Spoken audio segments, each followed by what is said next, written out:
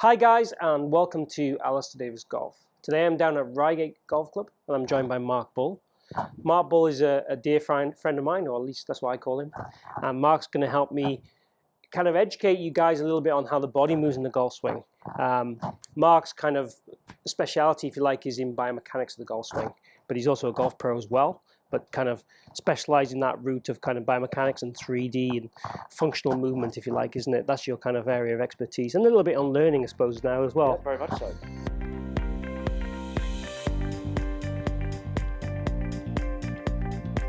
So we're going to try and share with you a few videos, so watch out for the other videos in the series on some wrist action stuff, some pelvis action stuff, and a little bit really about how players move and learn a little bit, isn't it? Absolutely. So today's first video is going to be all on the wrists. Yes.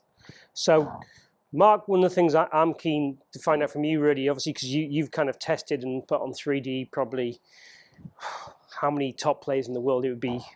Is certainly hundreds of top skilled players, as in professionals and amateur, but certainly in the top sort of 50 in the world, you've certainly tested a high number of them. So I'm quite keen to find out from you, what kind of the things you tend to see, and what kind of things do we tend to see as really injury prevention type stuff as well. But what kind of patterns do you see or don't you see in kind of the wrist action? And if we look at the backswing first and then maybe into impact and then post impact. Sounds good. I think as far as how the wrist moves in golf, Alice, I think it's so valuable for many reasons, because it's one of the very first segments that moves through backswing. How someone would move through here would very much then start to influence how other joints and segments move and behave. To almost give an example that just using the right wrist purely as a place of discussion, that the direction or the range that the wrist moves through pretty much as it starts backswing, both anatomically and also through just pure biomechanics, certainly intrinsic biomechanics, will then influence how players move through the elbow. How the elbow then moves will then start to influence what people then do around the kind of the shoulder joint itself, or to be more precise, the direction the humeral head wants to move in. How the humeral head moves and how the shoulder joint moves will hugely influence then how the rib cage rotates and moves through backswing.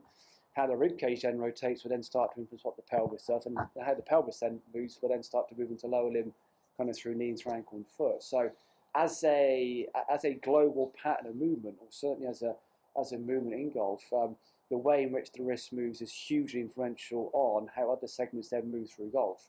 Yeah. So as another slight sample reference for you, that often any imbalance through, say, what the spine does, or any adaptation through how the pelvis moves, for some can be connected back to how they move through here. Yeah. So the value of doing a very, very good job around that wrist is invaluable. I often look at, and a lot of this is influenced by you, obviously we've worked together for a high number of years, is where's the first point of breakdown? Yeah. And that quite often can be the right wrist, it can often be takeaways, we'd see it as common golfers, if you like, and it can be other areas in the body. Yeah. But we quite often look at the right wrist and right arm function, don't we, when we're looking at golfers together. Absolutely. So can you just describe then to the kind of viewers what would be, let's say, functional movement and what would be dysfunctional, if you like, in the right wrist? Yeah. So what would be, let's say, an injury concern, and what would be healthy? Yeah. And maybe you could talk about maybe some of the extremes that you see with golfers. Yeah. So as we've talked before, there's probably not one thing you can nail your hat on and say, this is how all the best golfers in the world do it, and there's not a kind of one system fits all, is there? Yeah.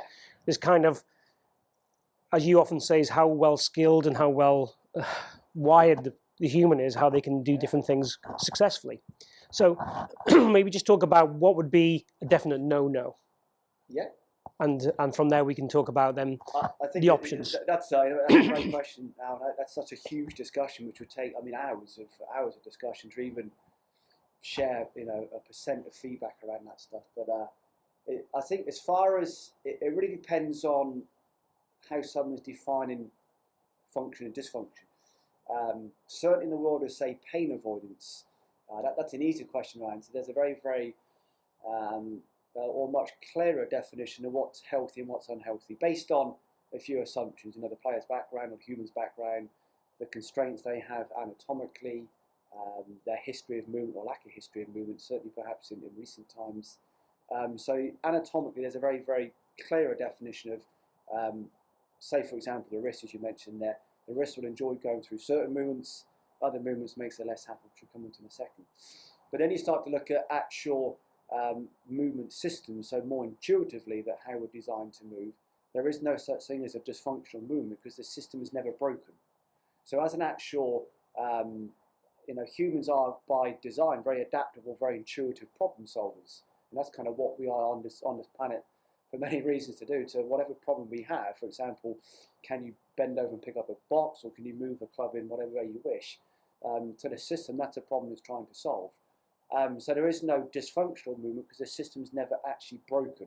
So it's more adaptive, it's more, it's always kind of moving around problems in some ways to kind of solve that task. So to kind of make it today purely around the anatomy rather than the kind of the skill acquisition or the skill refinement discussion, again, using the right wrist as you mentioned there, typically through the early phases in backswing, the one movement you really try and avoid moving through in terms of how it loads joints, how it loads or lengthens or shortens tissues then, is when we see excessive movement into extension that way. So for the guys perhaps watching on your video, excessive movement that way is kind of best avoided. So this is where certainly case study history can be of help, that certainly in my experience, so I can only give you my feedback around players, that historically when there's excessive movement this way through backswing, and we'll come on to how it moves in transition in a second, that can often correlate back to pain and trauma elsewhere through the body, for example, neck and spine. So again, purely from a ignoring how players see the planet, their historical backgrounds, their values, their coaching concepts, their memories of movement. A big thing on, sort of the biggest things you see on movement, Alistair, are mood and personality. Often people move different depending on what mood they're in some days. And how someone's just coded to see the planet will hugely determine how they move. So allowing for that stuff, just a point of discussion. Invariably, you like to see the wrist move almost through fairly equal amounts of radial, which is upward movement, and extension. In some ways, it's almost similar to throwing a dart. So there's something called DTM, which is dart throwers motion, that one method used in rehab of wrist pain is to actually get post-op wrist patients throwing darts. That's a very healthy way, apparently, according to my friends in the sports medicine guys I know, of actually rehabbing wrist pain. So it goes through an equal amount of radial movement as it goes into extension. So in layman's terms, as I would see, as a golf coach, quite often cock and hinge. Yeah, that's how it's called. Yeah. I know the medical terms, and it's kind of, a lot of people will love the medical terms, and some people will like just cock, hinge as a very simple way of looking at it. But obviously, too much hinge or extension, that's really can cause some issue around the tendons, can it? Well, really? Of course, I mean, not just the soft tissue, also into the joint itself. So through the wrist, and it kind of goes back to what we said at the start. This is a very not inaccurate, it's a slightly assumptive way of describing stuff, but it's certainly accurate enough for most people. When that wrist wants to go excessively that way, the elbow will get pushed into flexion that way. When the elbow gets pushed behind the rib cage, the humeral head gets pushed up and forwards. When that humeral head goes up and forwards, it can, for some, then start to require the rib cage to move into quite an extended, elevated, laterally flexed movement. And that can then really start to change and influence then how the pelvis behaves, and then equally so into things like kind of some of the force and pressure values often seen through the floor. So kind of crudely, and again, this needs a huge more discussion in this. A lot of what you see to the floor can be, for some, influenced by how they move through here. Yeah, just looking at the pattern you described there, I see a lot of people that would come over the top, poor weight transfers, poor ball strikers, move with a poor start to the golf swing with the wrist and the elbow, and now that influences, exactly you said, how they laterally flex and how then they reverse, if you like, through the golf ball and kind of want to go this way and that way. So quite often when you're trying to fix your kind of problem of coming over the top, the simple things we'd always talk about, it can be led back to very simply how you start the golf swing, your first point of breakdown. Whether that be kind of neurally as well, based around that, or physically, as we would see. Yeah, I try and describe it more around what I call point of interest versus point of failure. Okay. So the point of failure may well be, hey Alistair, look, my club has being delivered that way through impact, my flights are this, my feels are that, and my neck's or my wrist is. So that would be almost the point of failure. The point of interest is, but why are you moving that way? Yeah. There's a reason why the club is being delivered in that direction. Yeah. There's a reason why the wrist is being made to do things on impact it clearly doesn't enjoy. So you get very, very skilled at when you look at kind of patterns of movement to solve the problem. You've got to work away from the problem. Yeah. I get, yes, it's about impact. I get that. It is about that, as long as it doesn't come at cost. And that's always a discussion you have, that undeniably, that one of the main objectives of the task is, obviously the task being golf, is to deliver that club based around the flight you're trying to hit, or where the target is, or whatever environmental influences you have. It just can't come at cost, which is the idea of pain. Yeah, and I guess from an outcome point of view, top players would be looking at longevity of their careers and pain. They might well look at that as kind of, then that becomes a case I have to make a change. We might look at it from the point of view of how it performs under pressure as well. Yeah. So does it break down more under certain environments, and there is it worth making a change as well? I mean, that's that's a whole discussion. Again, you look at, certainly with some people these days, the financial rewards are so high. Top level golf. Yeah, top level golf, yeah. They can play for 10 years, and if I get a sore wrist, yeah. And that's a whole different discussion. So maybe compared to maybe 20 years ago. And then alongside things like when you said when the pressure increases, it's interesting when you look at that stuff. For some, they actually then start to revert back to what they know best. So you go back to very deeply coded signals and memories that they have. Yeah, I see that a lot. Will hugely influence how they move. So that then really opens up the discussion that certainly in my studio, in my environment, that how people move in a very sterile, very controlled environment like this, and how they move, say, whether it be on the last of a club championship, or a county event, or a national event, or a major championship.